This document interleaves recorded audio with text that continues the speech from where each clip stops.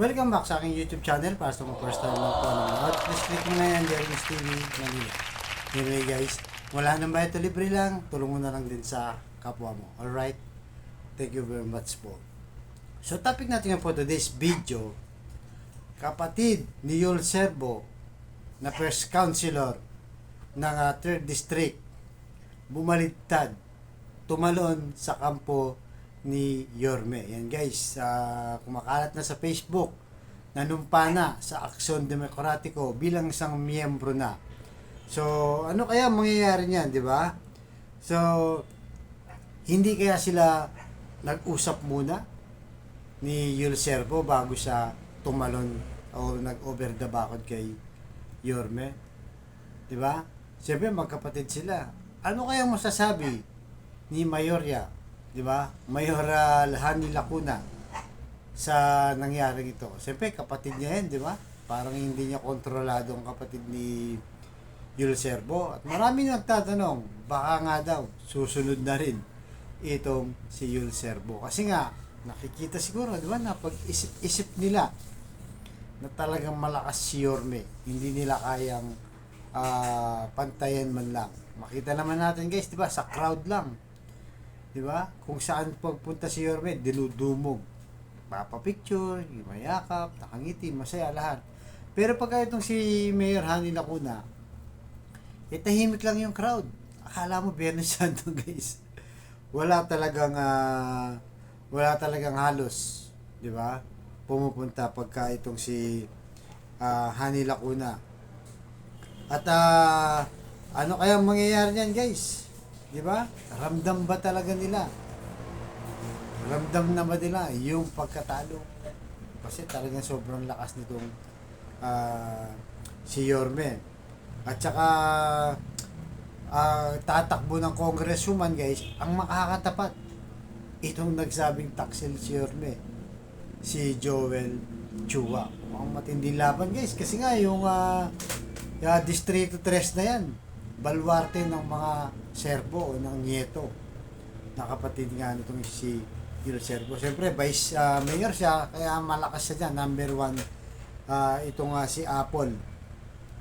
So, maigpit guys ang labanan dyan sa congresswoman tsaka congressman, kasi malakas din itong si Joel Chua. Kaya siguro, di ba, dahil nalalapit na ang filing ng Certificate of Candidacy, 12 days na lang guys, October 1 pwede nang mag-file hanggang October 8. Kaya nakikiramdam na siguro, diba? Kung ano yung sitwasyon nila, at baka talagang naramdaman nila na marami pang susunod pagkatapos nito. Sinasabi nga baka daw si Yul Servo iiwan niya kaya guys, itong si Mayor Hani Lacuna dahil sa nangyayari ngayon. Habang papalapit ang filing guys, lalong humihigpit ang laban. At yun na nga, at mukhang may susunod pa yata, sabi nila. So tingnan natin guys, kasi habang lumalapit yan, nakikiramdam talaga yan. So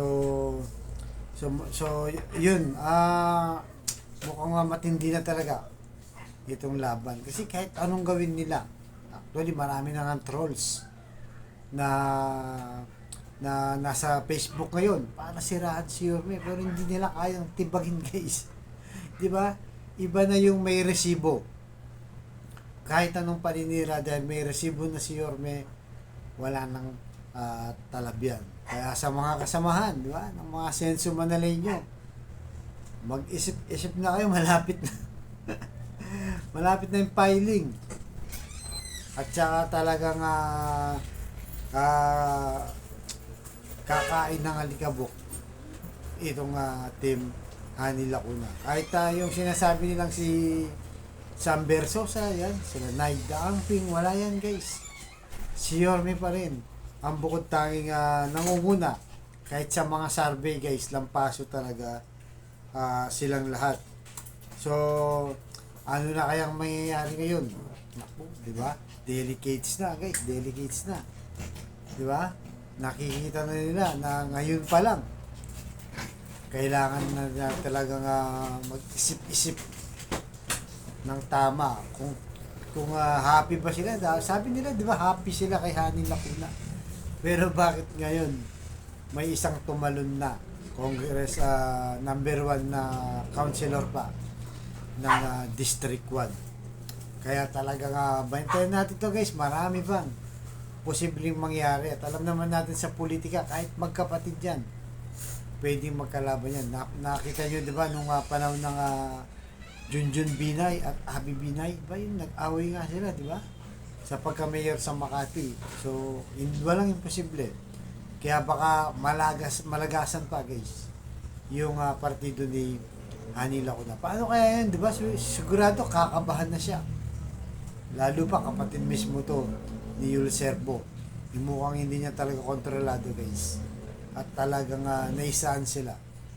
Kaya siguro nakita talaga nila na si Yorme lang ang sigaw ng bayan. Kaya nag-isip-isip silang baka tumalon na yung iba dyan, di ba? Si Yul Serbo, kung pupunta sa babalik siya ulit kay Yorme, yun na nga lang guys, hindi na Vice Mayor. Dahil nga itong si Chia Atienza ay kinuha niya na at talagang malakas din. Mukhang ito yung tatalo kay Yul Serbo. Pwede siya maging party list lang. Itong si Yul Serbo, pwede siya sa party list, pero sa Vice wala na talaga. Kay Chia Atienza na yan. Sayang, di ba? Dapat nung una pa, sinamahan niya na si Yorme. Kaso kumapit siya kay Mayor Hani Lacuna. So kayo guys, anong masasabi niyo dito? Sa pagtumbling, pag-over the backod, pagtalon ng kapatid mismo, di ba? Itong si Apple Nieto na kapatid mismo ni Yul Serbo. So marami pang posibleng mangyari guys. Habang papalapit yan, matindi ng matindi ang labanan. Right guys, so ganito lamang po. Baka nyo susunod kong vlog. Muli, maraming salamat po sa mga Iskonians na patuloy na sumusuporta sa ating channel at sa mga Iskonian na wala naman dito sa Maynila at nasa iba't ibang panig ng mundo. Ingat po kayo dyan at maraming salamat sa inyong suporta. Alright? So Manila, God first.